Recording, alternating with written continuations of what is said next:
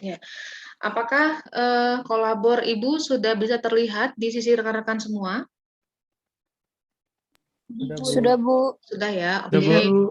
Ya, baik, terima kasih. Nah, rekan-rekan, perlu Ibu sampaikan kembali untuk teman-teman melihat kembali RPS, RTM, serta aktivitas pembelajaran gitu ya. Dan yang terakhir adalah kontrak kuliah.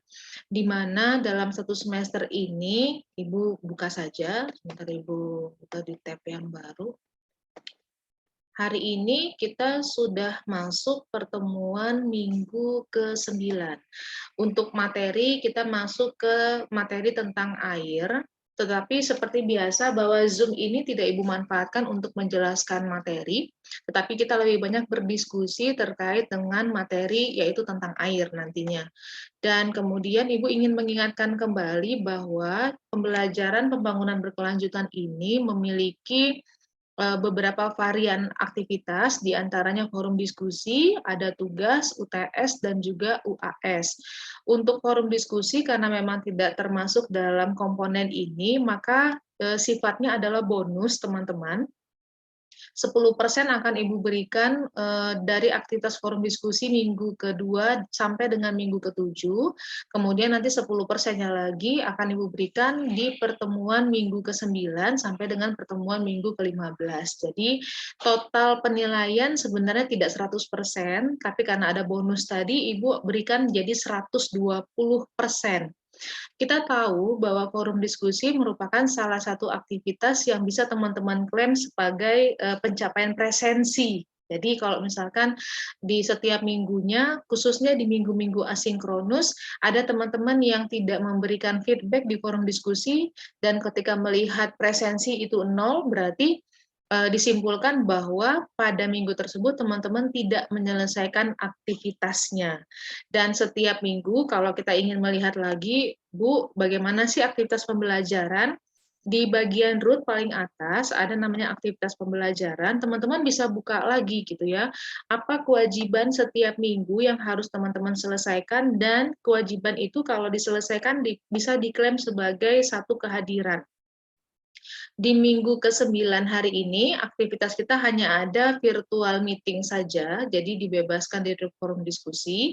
Virtual meeting ini selalu dimanfaatkan oleh Ibu untuk menyampaikan berbagai informasi terkait apakah hasil pengumpulan tugas, apakah hasil rekapan daripada kehadiran, hasil dari rekapan penyelesaian aktivitas, atau yang lainnya.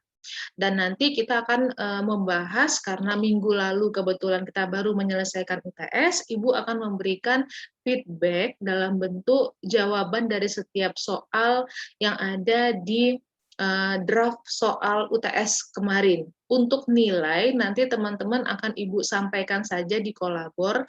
Setelah Ibu cek tadi malam gitu ya, ternyata di MySiswa itu ada 2 menu sebenarnya. Sebaiknya beda dengan MyUPJ ya. Beda dengan MySiswa. Kalau MySiswa itu Ibu bisa hanya mengeluarkan nilai UTS-nya saja, tapi peran atau role yang ada di MyUPJ sedikit berbeda.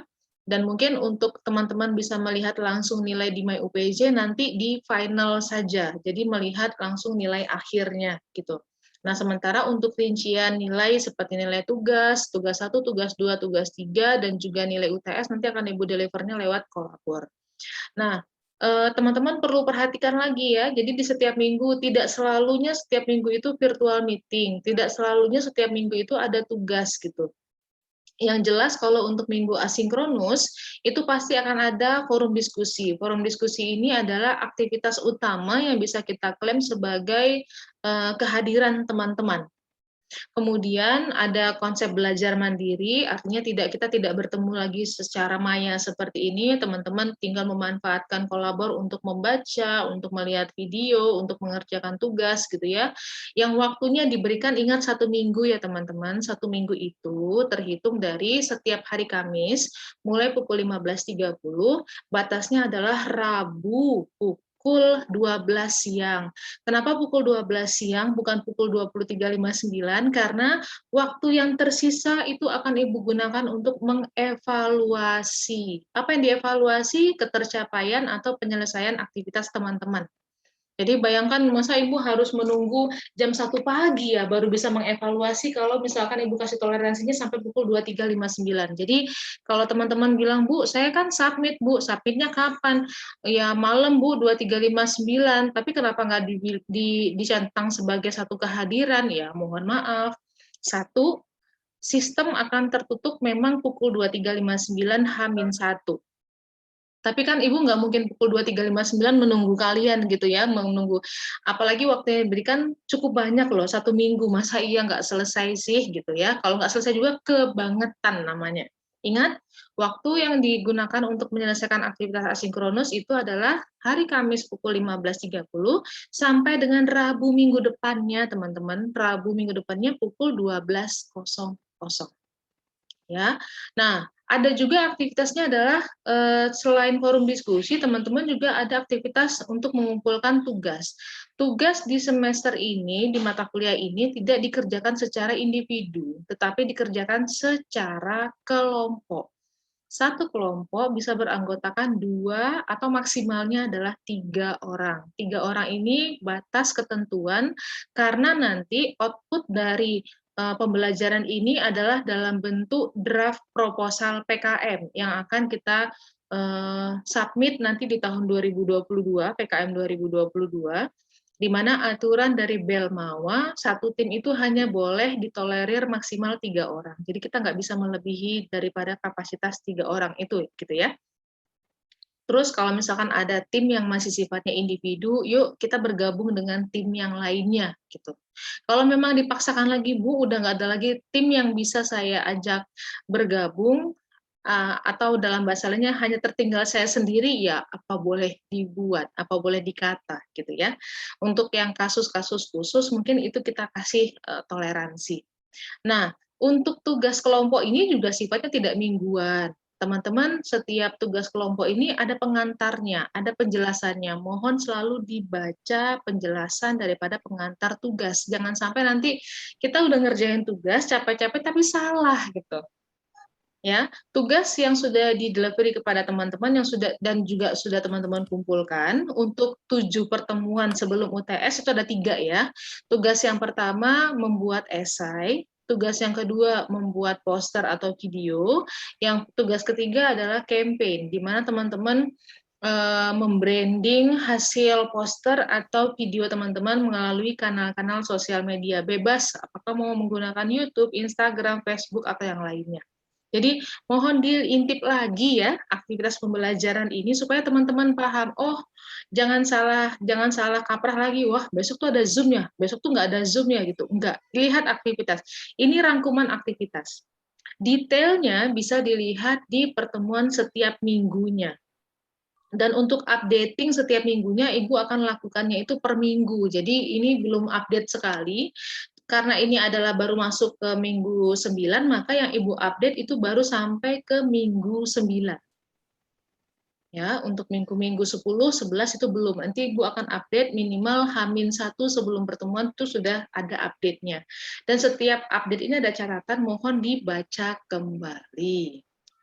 Oke, di pertemuan 9 ini kita membahas tentang air, tapi Ibu tidak menjelaskan materinya. Nanti kita lebih banyak berdiskusi saja. Ibu berharap materi tentang air, baik itu dalam slide materi maupun video ini sudah ditonton terlebih dahulu, sudah dibaca terlebih dahulu, sehingga pada pertemuan ini kita memaksimalkan lebih banyak berdiskusi.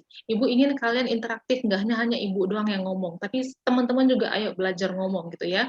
Apa yang teman-teman mungkin masih kurang paham dari materi yang tentang air ini di pertemuan 9 disampaikan, dan yang memberikan jawaban tidak hanya Ibu. Silahkan teman-teman yang lain punya pendapat untuk memberikan konfirmasi atau jawaban. Nah, kemudian di pertemuan 9 ini, karena kita masuk, kalau kita lihat lagi di kontrak kuliah, ini ya, bahwa di aktivitas pembelajaran, di minggu ke-11 kita akan persiapan submission untuk tugas kelompok yang keempat, teman-teman. Apa itu tugas kelompok yang keempat? Kita mundur lagi ke kontrak, teman-teman bisa lihat. Tugas kelompok yang keempat itu adalah teman-teman bersama tim dengan tema yang sama mulai dari esai, poster. Tema yang sama adalah mencoba menyusun draft proposal karena proposal ada 4 bab, maka kita cicil. Tugas kelompok yang keempat adalah membuat draft proposal bab 1 dan bab 2 saja. Mana pedoman untuk penulisan proposalnya? Sudah Ibu unggah juga. Kita menggunakan pedoman penulisan proposal Program Kreativitas Mahasiswa atau PKM, gagasan futuristik dan konstruktif. Artinya apa? Satu ide, satu prinsip, satu imajinasi, satu inovasi yang teman-teman gagas untuk pengembangan di masa yang akan datang dan sifatnya logis untuk kita implementasikan. Jadi gagasan futuristik dan konstruktif dia bilang. Di mana gagasan itu tujuannya adalah akan mencapai keberhasilan dari SDGs di Indonesia. Kalau teman-teman ingat lagi, kemarin kan topik pilihan judulnya banyak ya. Kalau di kelompok J ini kebetulan topik yang banyak dipilih itu seputar air bersih dan sanitasi layak. Ada juga topik yang lain. Untuk kemarin, feedback yang Ibu berikan kepada kelompok yang mungkin topiknya masih belum relevan dengan pilihan topik, tolong itu ditentukan, direlevansikan, dikaitkan. Ada juga yang berbicara mengenai dampak pandemi COVID-19 terhadap pencapaian SDGs, atau tema lainnya adalah konsumsi dan produksi makanan yang berkelanjutan. Kalau misalkan teman-teman, Bu, saya lupa, Bu, topiknya apa saja kemarin yang kita mundur ke pertemuan, nih, kita mundur ke pertemuan berapa nih? Ketiga gitu ya. Di pertemuan ketiga ini ada satu pengantar di mana pilihan tema yang bisa teman-teman pilih ada 4. Yang pertama adalah untuk pencapaian SDGs nomor 6 tentang air bersih dan sanitasi layak. Kemudian pilihan SDGs yang ke-11 yaitu kota dan komunitas berkelanjutan, atau SDGs yang ke-12 konsumsi dan produksi makanan yang berkelanjutan, atau mungkin yang terakhir adalah dampak pandemi COVID terhadap pencapaian SDGs. Kemarin feedback terakhir ada beberapa kelompok yang memang masih belum relevan dengan pilihan tema ini, mohon disesuaikan segera. Nah, untuk yang sudah selesai ya berarti tinggal lanjutkan untuk penulisan proposal. Proposal kita menggunakan pedoman, ini ada pedomannya, silahkan dibaca, silahkan dipahami. Kalau ada yang tidak paham, boleh ditanyakan lewat forum diskusi, lewat email, atau lewat chat. Nanti akan Ibu berikan feedback kepada Anda semua. Sampai di sini dulu, ada pertanyaan nggak? Clear ya? Mengerti, Bu. Oke. Kalau ada pertanyaan, mungkin di sela-sela penyampaian Ibu bisa langsung saja di-unmute, kemudian disampaikan. Sekarang Ibu akan membahas terkait dengan pelaksanaan UTS. Sebagai informasi, teman-teman, UTS yang Anda ikuti kemarin sebenarnya mengikuti aturan yang sudah Ibu sampaikan di pertemuan ke-7. Ibu sudah sampaikan bahwa ujian hanya diselenggarakan dalam durasi 50 menit saja pada tanggal tertentu, dalam durasi mulai dan selesainya tertentu. Nah, teman-teman seharusnya sudah prepare gitu ya, tidak ada lagi kendala ketika mengikuti UTS dalam durasi dan jadwal ini.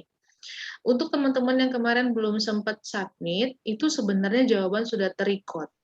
Kecuali mungkin untuk setiap soal yang sama sekali belum pernah dijawab, maka yang ter-record-nya berarti not answer gitu.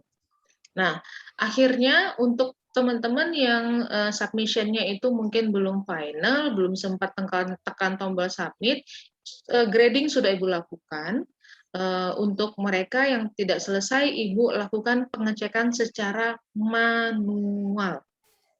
Nah, untuk informasi, di kelompok J ini, nilai UTS tertinggi itu ada di angka 87. 87 itu berarti dari 30 soal, 26 diantaranya benar, 4 soal salah. Itu nilai yang tertinggi yang diperoleh oleh mahasiswa di kelas kelompok J ini.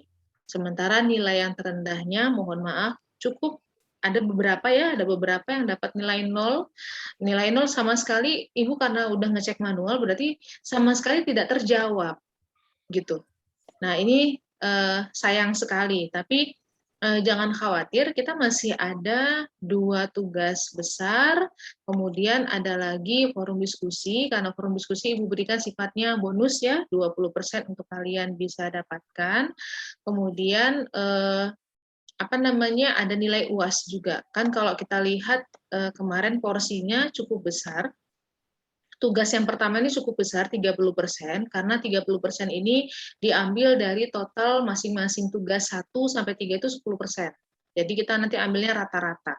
Nanti untuk nilai forum diskusi akan Ibu tambahkan sebagai faktor akumulasi untuk tugas.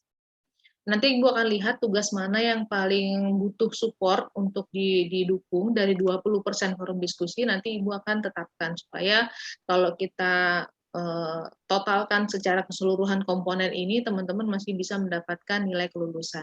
Sebagai informasi, karena memang pembangunan berkelanjutan ini sifatnya adalah mata kuliah kelompok minor, mungkin teman-teman udah pernah sering dengar kali ya dari dosen PA atau dari dosen di prodi atau kaprodi. Untuk mata kuliah minor ini nilai kelulusan minimal adalah D. D itu delta. Kalau delta masih bisa lolos teman-teman, tapi sayang aja nanti di transkrip ada nilai D, jangan sampai gitu ya. Kita masih ada peluang kok. Tugas 215, tugas UAS-nya 35, ada 50% lagi yang bisa diperjuangkan. Yuk kita maksimalkan. Dan Ibu pesan lagi, setiap pengumpulan tugas itu mohon tetap disubmit per individu.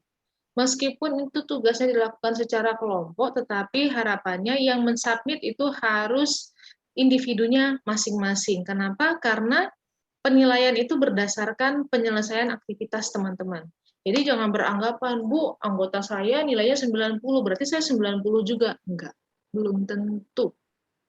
Karena penilaian Ibu lakukan secara mandiri atau secara individu. Tidak ada jaminan kalau teman Anda mendapat nilai mendapat nilai A, Anda juga akan mendapat imbasnya nilai A. Tidak ada jaminan. Jadi kembali kepada Anda bahwa aktivitas pembelajaran daring ini itu menuntut kemandirian Anda, partisipasi Anda dalam menyelesaikan setiap aktivitas pembelajaran. Itu ya, Ibu ingatkan kembali. Karena cukup banyak nih pengumpulan tugas itu hanya dilakukan oleh ketuanya saja mungkin. Sementara anggotanya berasumsi kan ketua udah ngumpulin, Bu. Tidak. Tetap Ibu melihatnya adalah partisipasi, penyelesaian, dan ketuntasan aktivitas pembelajaran itu per individu. Oke, nah sekarang izinkan Ibu untuk share draft soal yang kemarin diberikan kepada teman-teman. Sudah terlihatkah draft soalnya, teman-teman? Sudah, Bu. Sudah, Bu. Ya, oke. Sudah, Kemarin ada berapa soal? 30. 30. Yang yakin dapat 100 ada nggak? Enggak ada, Bu. Nggak, tadi Ibu bacakan nilai tertingginya 87 ya.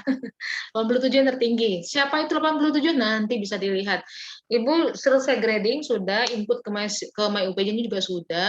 Cuman memang karena menunya adalah untuk mengeluarkan nilai final, saya rasa mungkin untuk teman-teman bisa lihat di MyUPJ nanti saja ya, di akhir semester.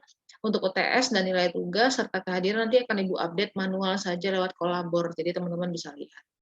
Kita lihat nih satu persatu soalnya, karena kemarin sistemnya di input di kolabor dan sistem kolabor melakukan random terhadap pemunculan setiap soal. Jadi ini Ibu urutkan berdasarkan draft aslinya saja.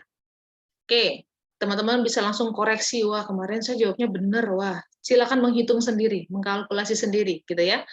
Yang pertama, berikut adalah latar belakang dari pembangunan berkelanjutan. Ingat, yang ditanyakan adalah kecuali alias yang tidak merupakan latar belakang pembangunan berkelanjutan. Ini cukup banyak mahasiswa yang terkecoh, mungkin karena tergesa-gesa, takut waktunya habis, jadi jawabannya tidak disesuaikan dengan pertanyaannya, atau pertanyaan tidak dibaca dengan tuntas. Yang diminta adalah kecuali. Jawabannya adalah Pembangunan konvensional memiliki keseimbangan antara nilai ekonomi, sosial, dan ekologi. Karena kalau pembangunan itu sudah memiliki keseimbangan, balancing antara 3 faktor ini, maka tidak akan ada lagi isu.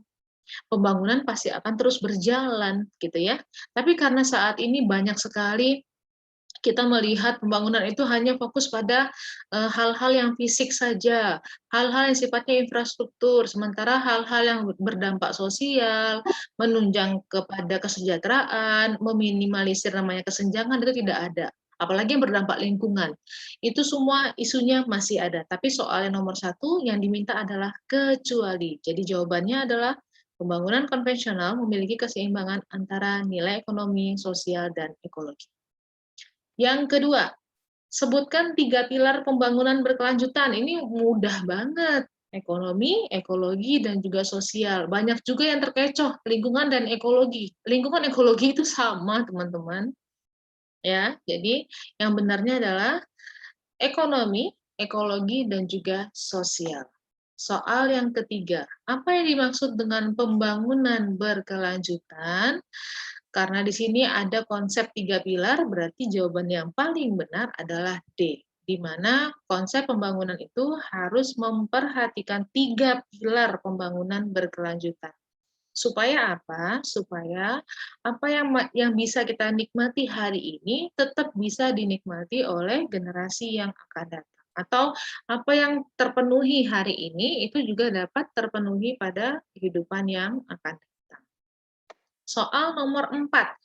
Apakah tujuan dari SDGs yang ke-6? Nah, ini bonus juga nih kan tema dari tugasnya kita, air bersih dan sanitasi layak. Ada yang salah nggak nomor 4 ini kira-kira? Ada yang salah nggak? Kalau nggak salah, gitu ya. Nah, ini kan sifatnya mengevaluasi ya. Ini teman-teman baca sih nggak materi yang kita berikan di kolabor gitu kan ya. Oke, nomor 5, ini juga bonus nih ada di materi kita. Kapan target SDG ini dicanangkan oleh seluruh negara? Tahun 2030 seluruh negara berharap bahwa tidak ada lagi ketimpangan yang kita jumpai, tidak ada lagi apakah faktor ketimpangan kesetaraan gender, kemiskinan, ketidakmerataan pendidikan gitu ya, itu harapannya tidak ada lagi. 2030 ada di slide. Nomor 6, ini juga pertanyaan yang mudah banget. Negara mana yang menjadi tujuan pembangunan berkelanjutan? Apakah negara maju sudah aman? Belum. Negara maju juga masih punya masalah dengan pendidikannya mereka, dengan sanitasi layaknya mereka, dengan kesetaraan gendernya mereka, gitu ya. Masih ada negara-negara maju yang tidak memberikan kesempatan kepada wanita untuk bisa memimpin, atau sebaliknya, ada satu negara yang tidak memberikan kesempatan kepada pria untuk memimpin, didominasi oleh wanita. Nah, ternyata semua negara, mau negara tertinggal, negara berkembang, negara maju, semuanya itu memiliki arah yang sama untuk konsep pembangunan berkelanjutan. Jadi jawaban nomor 6 itu sebenarnya adalah semua negara. Cukup banyak yang menjawab negara-negara yang berpendapatan rendah saja, Bu, yang memiliki tujuan daripada SDG ini. Tidak, negara maju juga sama. Oke. Nomor 7. Nah, nomor 7, dari pernyataan ini, mana yang tidak termasuk parameter pembangunan berkelanjutan? Meneruskan kapasitas negara-negara itu parameter, itu ukuran, tolak ukur. Tolak ukur pembangunan berkelanjutan itu adalah adanya kemampuan kapasitas. Kapasitas berarti kan kemampuan sebuah negara untuk bisa memberikan atau memenuhi kebutuhan hari ini, hari esok, dan hari yang akan datang. Adanya kesetaraan antar atau intragenerasi, udah nggak lagi melihat orang tua masih boleh sekolah kok sekarang ini, kan nggak ada larangan orang tua itu nggak boleh sekolah gitu ya. Bahkan profesor saya hari ini dikukuhkan lagi gitu loh untuk lulus disertasi, udah profesor lulus lagi disertasinya, artinya nggak ada batasan ya. Kemudian parameter apa lagi yang kita jadikan tolak ukur? Disparitas dan keberagaman gender, iya. Maka yang tidak termasuk parameter pembangunan, tidak ada satupun dari pilihan. Semuanya itu termasuk ke dalam parameter pembangunan berkelanjutan. Nah, Mungkin kita anggapnya, Bu, salah gara-gara saya terburu-buru, Bu. Oke, nggak apa-apa, terburu-buru. Kalau terburu-buru salah satu nggak apa-apa, tapi kalau terburu-buru salah semua, nomor 8.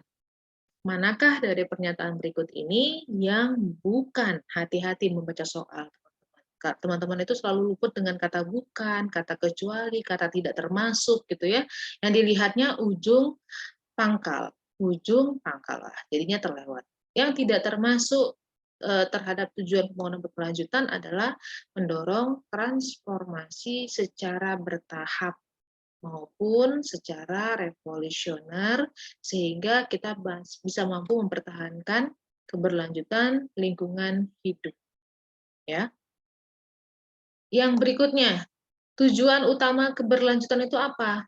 1, 2, 3, 4 jawaban yang benar-benar semua. Tujuan utama keberlanjutan pasti semua negara ingin mengentaskan yang namanya kemiskinan, kelaparan, pasti ingin meningkatkan mutu pendidikan gitu ya. Sekarang di Indonesia lahirnya program Merdeka Belajar itu adalah salah satu wujud atau komitmen dari pemimpin kita untuk meningkatkan akselerasi pendidikan tersebut. Pemerintah sadar bahwa dunia pendidikan tidak sepenuhnya mampu membuat kualitas terbaik daripada lulusannya karena memang ada banyak keterbatasan sehingga lewat program Merdeka Belajar bukan berarti kalian merdeka tidak kuliah tapi kalian diberikan kesempatan sampai dengan 60 SKS loh teman-teman 60 SKS untuk merdeka mencari pengalaman di luar program studi. Ini sekarang di kelas ini banyaknya prodi apa nih? Ilkom, DKV, atau prodi apa? Ilmu Saya teknik komunikasi. sipil, Bu. Ada teknik sipil. Ada apa lagi di sini? DKV, Bu. Ada DKV. Nah, ada manajemen di sini. Bayangkan, 4 tahun Anda hanya belajar di manajemen saja. 4 tahun Anda belajar di DKV saja, di Ilkom saja, di teknik sipil saja. Sementara dunia kerja menuntut Anda untuk bisa multidisiplin. Benar nggak? Benar nggak? Ya. Anak teknik sipil bisa saja nanti pada saat di pendidikannya gitu ya, di perguruan tingginya jago banget gambar, jago banget desain, jago banget perhitungan. Di dunia kerja disuruh nge-branding. Ya, Bu, itu kan bukan kompetensi saya. Lah, industri nggak mau tahu. Industri itu selalu membutuhkan orang yang siap pakai, orang yang siap kerja. Nah, bagaimana caranya perguruan tinggi itu bisa mengakomodasi semua kebutuhan industri? Lewat salah satu program Merdeka Belajar yang dicanangkan oleh pemerintah itu membuka kesempatan yang seluas-luasnya. Saya sekaligus kampanye nih sama mahasiswa. Teman-teman kalian itu sekarang itu dalam kondisi yang enak banget gitu dalam menempuh ilmu. Kenapa? Kalau saya dulu gitu ya, saya dulu dari D3 basicnya, dari D3, S1, S2 yang dipelajari komputer wae gitu ya. Saya nggak pernah dapat kesempatan untuk belajar gimana ya untuk mendesain, gimana ya belajar untuk membranding, gimana ya belajar untuk saya bisa melakukan pengukuran yang fix gitu. Yang saya utak-atik selama saya belajar itu algoritma, algoritma, dan algoritma. Sementara dunia kerja menuntut saya, kamu harus bisa nge-branding. Tekniknya saya nggak tahu gitu. Teorinya mungkin saya bisa baca di Mbah Google, tapi prakteknya gimana? Adanya program Merdeka Belajar, program magang kah itu, program riset kah itu, ambil kesempatan itu teman-teman. Nggak ada ruginya, karena dengan Merdeka Belajar itu teman-teman bisa belajar, which is itu langsung bisa belajar di industri ya, untuk bisa melihat, oh budaya organisasi itu seperti ini ya. Kalau saya cuma belajar di BEM saja, di HIMA saja, saya cuma taunya rapat-rapat dan rapat. Tapi ternyata di balik itu ada banyak budaya, ada banyak karakter yang perlu saya sifatnya adalah terbuka dan terima. Dengan program magang yang tadinya anak sipil cuma taunya ngukur doang, ngedesain doang, ngetraining doang, tapi di dunia kerja kalian jadi tahu, oh pengukuran yang sebenarnya seperti ini. Ternyata data estimasi dengan data di lapangan jauh sekali berbeda. Gimana cara menyikapinya? Lewat program Merdeka Belajar kalian bisa. Gitu ya. Jadi ayo ikuti semua ritme pembelajaran saat ini. Pembelajaran daring memberikan kalian ruang yang sangat luas. Literasi kalian tidak dibatasi. Silakan meliterasi, mau dari manapun sumbernya, nanti tinggal divalidasi oleh Bapak Ibu dosenmu. Karena kita orang ilmiah, maka setiap kajian kita pasti harus punya unsur keilmiahan.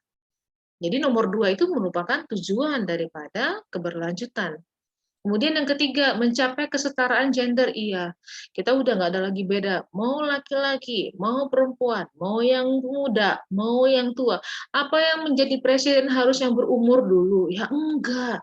Apa orang muda nggak boleh jadi presiden? Boleh, gitu. Apa presiden itu harus hanya laki-laki saja? Tidak. Kalau memang perempuan lebih berkualitas pada saat itu, pada periode itu untuk bisa memimpin negara, kenapa tidak? Ya, pertumbuhan ekonomi yang berlanjut pasti itu menjadi tujuan keberlanjutan. Jadi soal nomor 9 ini semuanya merupakan tujuan utama keberlanjutan. Ini sebenarnya soal ini mudah banget untuk dibahas.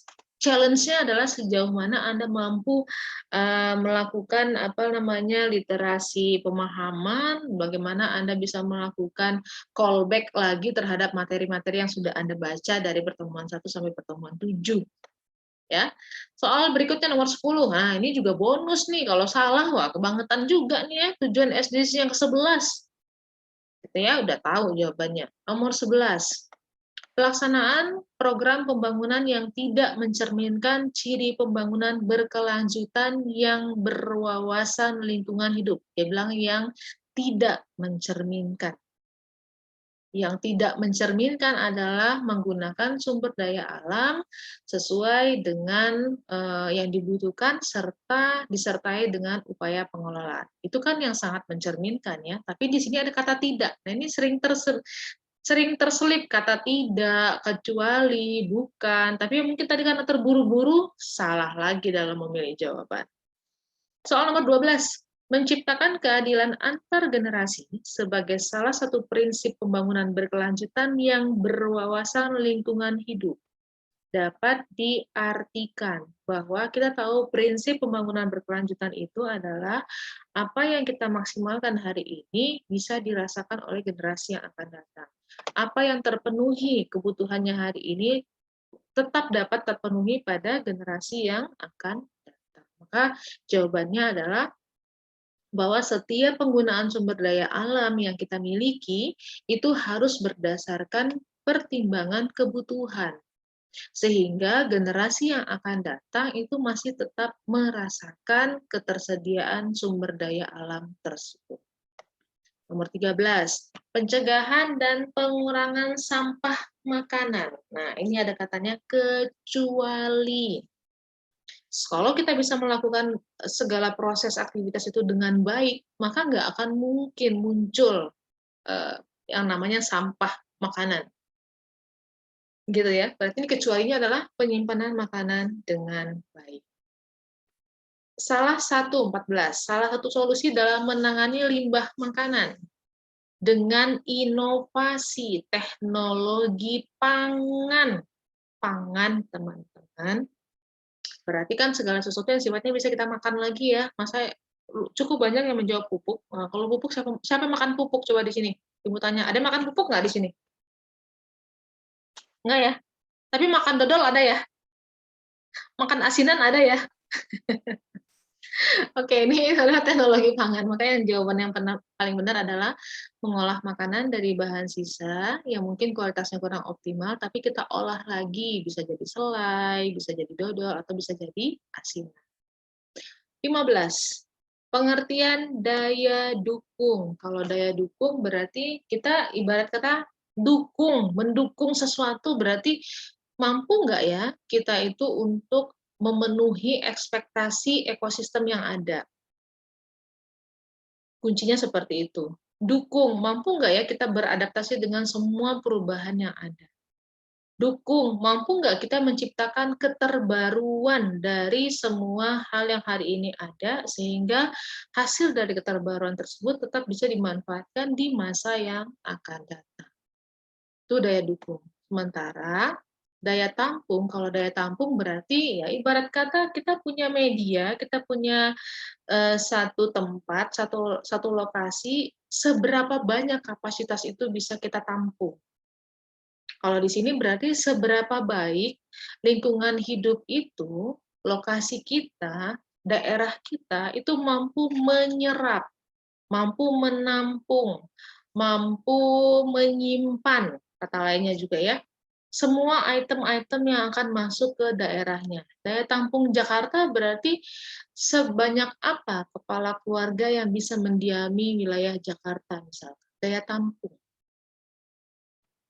Sehingga faktor yang mempengaruhi daya dukung itu adalah sumber daya, populasi, dan juga laju konsumsi. Sementara yang mempengaruhi daya tampung itu adalah daya asimilasi, polutan, dan daya lenting lingkungan.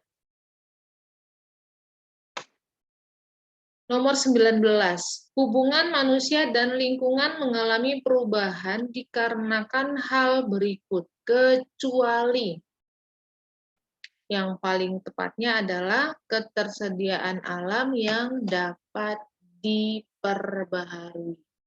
Jadi hubungan kita dengan lingkungan itu akan dapat terpenuhi meskipun selalu mengalami perubahan-perubahan, dan itu tidak akan jelek kondisinya selama ketersediaan alam itu bisa kita perbaharui ulang. Kemudian nomor 20, apa yang dimaksud dengan perhitungan jejak ekologi? Kalau perhitungan jejak ekologi berarti kan berapa banyaknya permintaan kan ya. Kalau jejak ekologi itu permintaan yang datangnya dari manusia, kemudian seberapa baik lingkungan bisa merespon permintaan manusia tersebut, dilihat juga dari daya dukungnya, ketersediaan sumber daya alamnya, atau dalam hal satu, kalau kita kemarin jejak ekologi itu dalam satuan hektar atau global hektar dalam satuan wilayah, gitu ya. Jadi perhitungan jejak ekologi itu sebenarnya adalah berapa jumlah permintaan, berapa jumlah ketersediaan, apakah ketersediaan masih bisa menampung setiap permintaan atau tidak.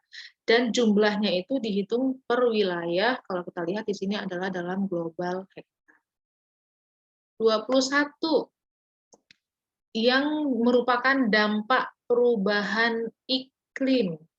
Perubahan iklim itu banyak sekali, tapi yang paling tepat itu adalah adanya perubahan suhu bumi. Tentunya terus meningkat. Di pertemuan 7 tentang perubahan iklim kita belajar ya, dan kita melihat potret kondisi Indonesia tentang perubahan iklim mulai dari tahun 2016, 17, 18, 19. Ada yang dari warna biru ke merah, merah ke merah marun kepada merah pekat.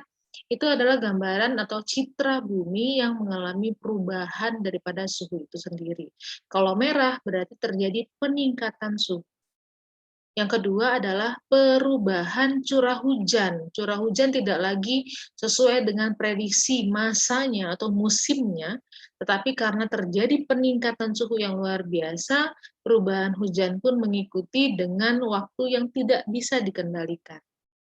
Yang terakhir adalah kenaikan suhu serta tinggi rendahnya permukaan air laut.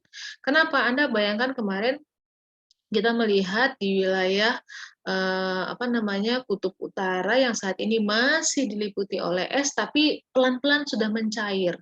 Akibat dari pencairan tersebut itu berdampak pada meningkatnya tinggi permukaan air laut. Jadi yang jawaban yang tepat untuk mendefinisikan dampak daripada perubahan iklim adalah peningkatan suhu bumi, perubahan curah hujan, dan kenaikan suhu dan tinggi muka laut. 22. Apa yang dimaksud dengan efek rumah kaca? Kalau efek rumah kaca berarti kemampuan atmosfer bumi untuk tetap menyimpan suhu panas, sehingga akibat daripada penyimpanan ini tetap memberikan rasa nyaman, meskipun terjadi perubahan daripada iklim itu sendiri. Cara melakukan mitigasi emisi rumah kaca itu bisa dilakukan mengurangi pemakaian bahan bakar fosil, benar ya.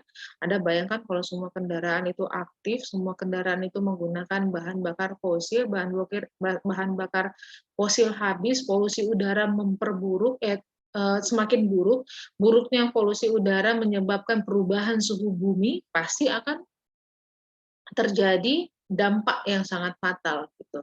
Kemudian emisi rumah kaca ini juga mengajak kita untuk melakukan pemakaian energi yang terbarukan ya. Kalau misalkan saat ini sudah banyak kita jumpai bahan bakar untuk transportasi tidak hanya mobil, tapi ada air atau mungkin menggunakan energi matahari.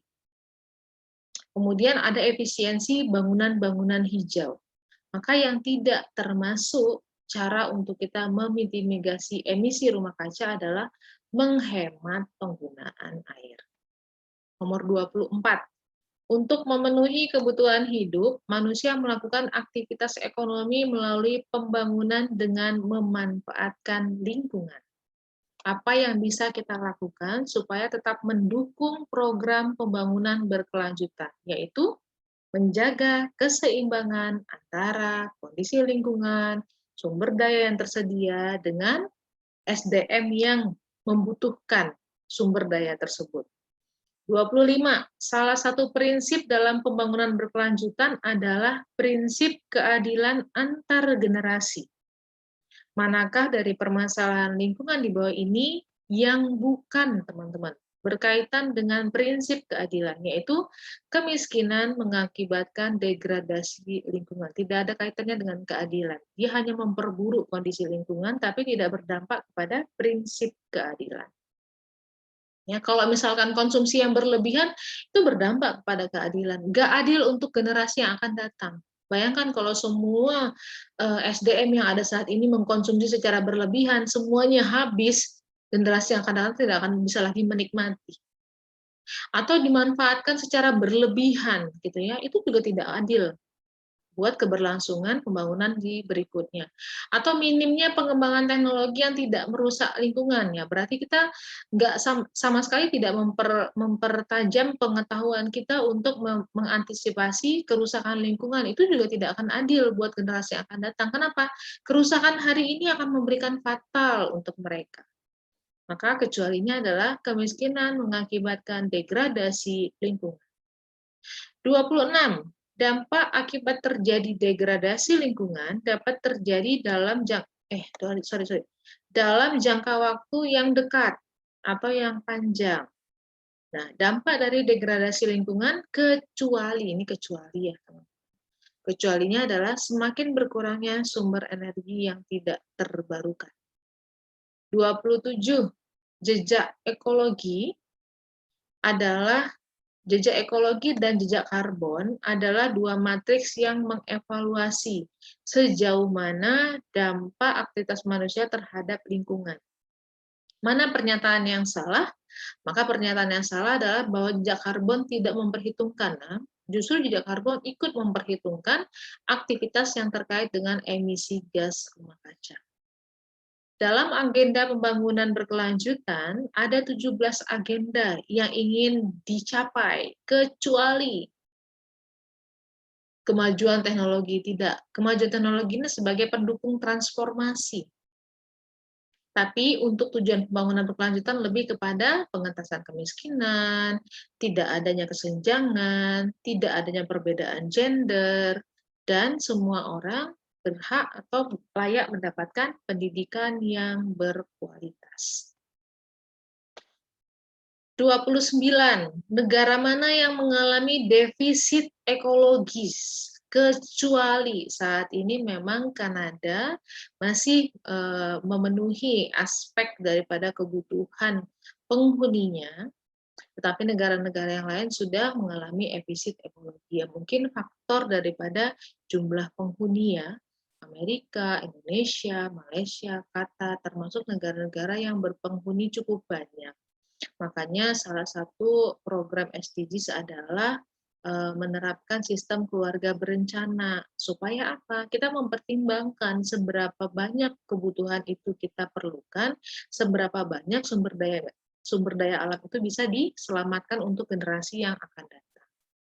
Dan yang soal nomor 30, kemampuan sebuah kota dalam menghadapi ancaman. Jadi kemampuan untuk dia bertahan keluar atau jauh dari ancaman krisis kita sebut dengan istilahnya resilience.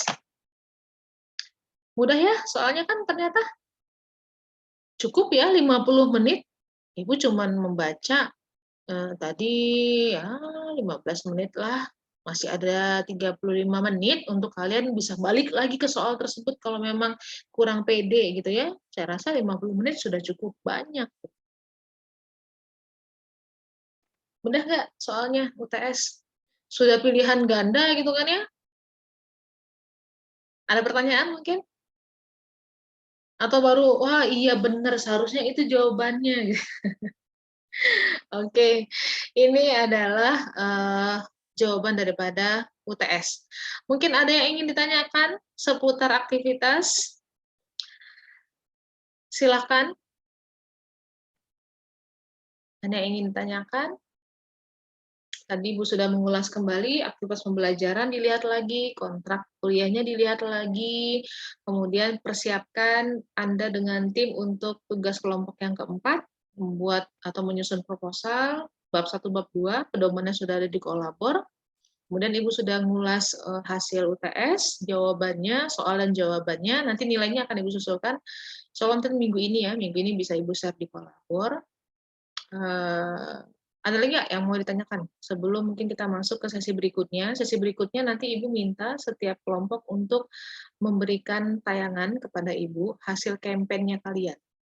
Jadi Ibu ingin lihat berapa jumlah like yang kalian peroleh, berapa jumlah komen yang kalian peroleh, berapa jumlah subscribe yang kalian peroleh. Silakan, ada pertanyaan mungkin, ada yang ingin dikonfirmasi sebelum kita masuk ke sesi tayangan hasil campaign setiap masing-masing kelompok. Ibu izin bertanya sekaligus mengkonfirmasi, Bu. Silakan. Untuk tugas yang untuk pertemuan selanjutnya, tema yang dipilih itu harus sesuai yang kita pilih sebelumnya atau bebas dari keempat pilihan yang di pertemuan 3 ya, Bu? Sebaiknya tetap sama, biar teman-teman tidak sulit lagi untuk merumuskan isu apa ya yang mau kita angkat gitu. Tapi Ibu tidak juga melarang, misalkan kelompok Ihsan sebelumnya itu topiknya Air dan sanitasi. Air dan sanitasi. Terus misalkan, Bu, kayaknya kita mau pindah deh, Bu, temanya mungkin kota dan komunitas dan kota berkelanjutan. Boleh, Ihsan, boleh. Baik, Bu. Terima kasih, Bu. Ada lagi mungkin yang ingin ditanyakan sebelum Ibu panggil satu persatu kelompoknya untuk memaparkan. Nanti tinggal di-share screen saja hasil campaign yang sudah kalian lakukan. Ibu ingin melihat berapa jumlah like, komen, atau mungkin subscribe yang sudah kalian dapatkan. Kalau tidak ada, Ibu persilakan kelompok yang pertama itu adalah Asya Abia Zahri, Srivina Fajriani, dan Umiasri. Silakan di-share screen hasil campaign Anda. Apakah lewat Facebook, apakah lewat YouTube, atau mungkin lewat Instagram, silakan. Nanti bersiap kelompok berikutnya adalah Dewi Yuliasari, Immanuela Daryl, dan juga Gavin Amsal.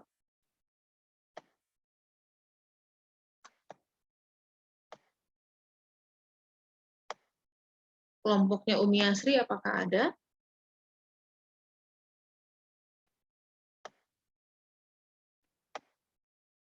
Kalau tidak ada, mungkin bisa beralih ke kelompoknya Dewi Yuliasari, silakan.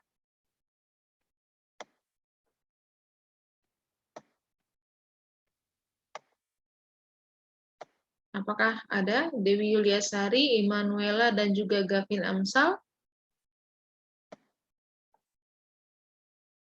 Wah, tidak ada juga. Oke, kita beralih ke kelompok yang ketiga, Maryam, Maghfirah, Nofrizal, dan Muhammad Ruben. Silakan.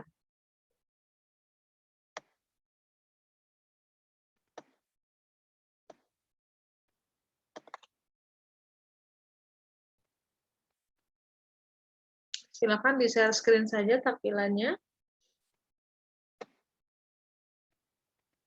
Mariam Nisfia, Makfira, Nofrizal, dan Muhammad Ruben.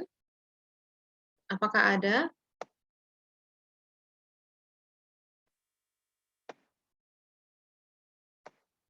Oke, kalau tidak ada berarti Ibu kasih volunteer. Silakan kelompok mana terlebih dahulu yang ingin menyampaikan hasil kampanyenya, tinggal di-share screen saja.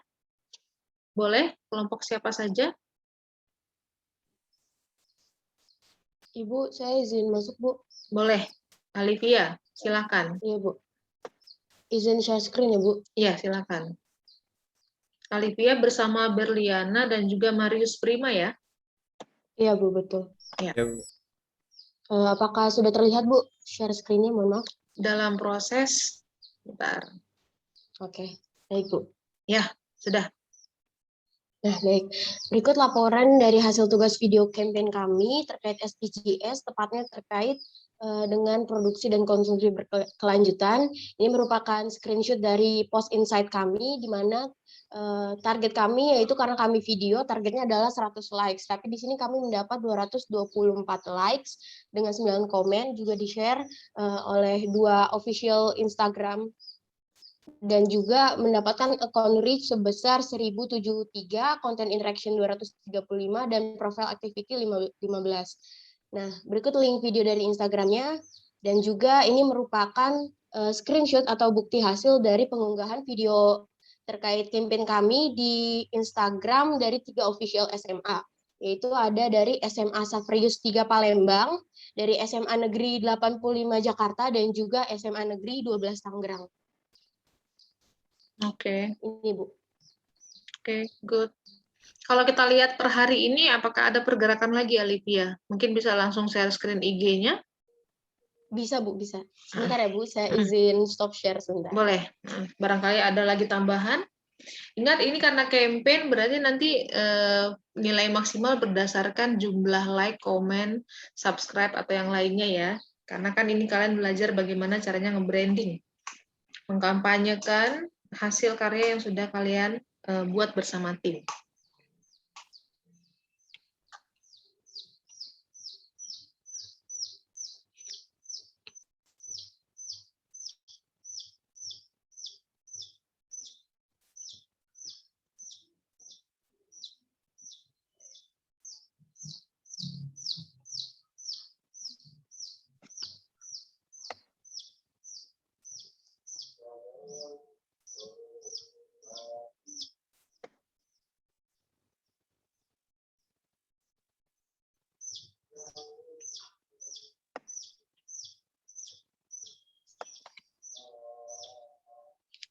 Ini, Bu, untuk sementara ini sampai saat ini menjadi 529 view.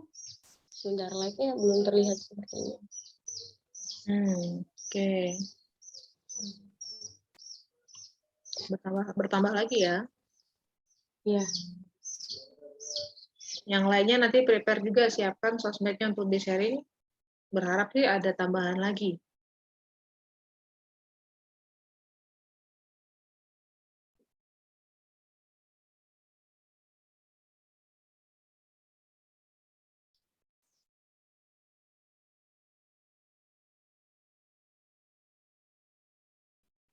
Ibu, ini untuk likes terbarunya agak lama nih, Bu, karena harus login, atau saya screenshot aja ya, Bu, dari HP biar lebih cepat.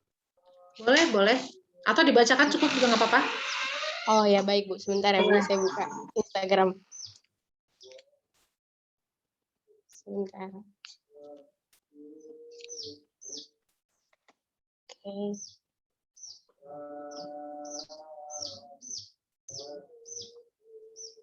Update-nya. Itu terakhir posting tanggal berapa, Alivia? Itu kan itu 7 ya? Iya. Kami posting dari tanggal 7 Oktober dan sampai saat ini likes-nya masih 224. Namun komennya bertambah menjadi 10 komen, Ibu. Oke, untuk komen terbanyak itu lebih ke arah mana? Apakah pujian atau menyukai untuk hasil Iya. video yang ditampilkan? Lebih ke arah konten sih, Bu, dan bagaimana pemaparan dari isi konten kami. Itu, Bu. Oke. Good. Terima kasih Alivia untuk paparannya. Kita beralih ke volunteer berikutnya. Silakan siapa yang ingin share screen? Langsung saja.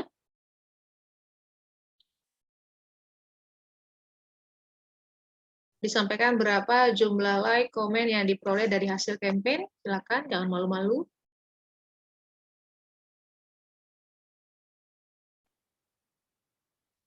Karena penilaian belum bisa difinalkan.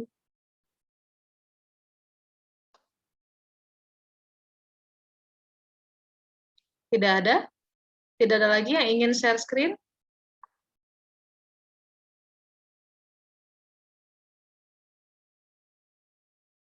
Oke, kalau tidak ada nggak apa-apa, berarti Ibu mengambil nilai terakhir ya. Harapannya di hari ini masih bisa kita maksimalkan lagi untuk jumlah, karena jumlah like, komen yang kalian dapatkan per hari ini itu akan mampu mengupgrade lagi nilai tugas yang ketiga. Tapi kalau tidak ada yang volunteer ya sepertinya jangan dipaksa juga, Ibu juga tidak ingin memaksa gitu ya. Ada yang ingin ditanyakan lagi dari Ibu sih cukup sekian untuk agenda pertemuan kita hari ini. Kalau tidak ada, mungkin Ibu terakhir izin share screen, Ibu ingin screenshot dulu untuk daftar hadir peserta. Karena kayaknya sepertinya tidak semua peserta hadir ya dalam kelas kita.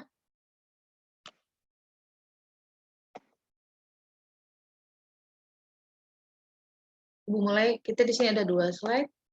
Kalau di sini sih akun statistiknya yang terbaca ada 32 orang siswa yang hadir. Jumlah di kelas cukup banyak, sebenarnya tidak 32.